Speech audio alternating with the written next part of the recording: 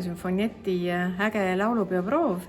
Nimelt Eller Sümfoniet läheb laulupeole sellel aastal. Harjutame loomulikult kõvasti.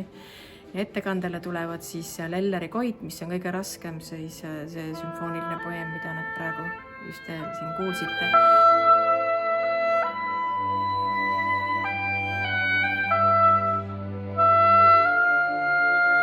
Meil tuleb ette mäng ja 16. aprillil läheme Rakverre ja siis öeldakse meile, vot mängige seda lõiku ette ja siis tuleb lihtsalt mängida, olla mees ja enda eest väljas.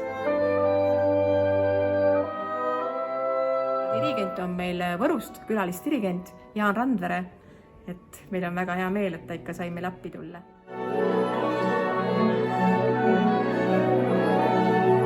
Loodame, et kõik ikka on rõõmsad selle laulupeole mineku üle ja et hästi välja tuleb ja loodame ilusat laulupidu.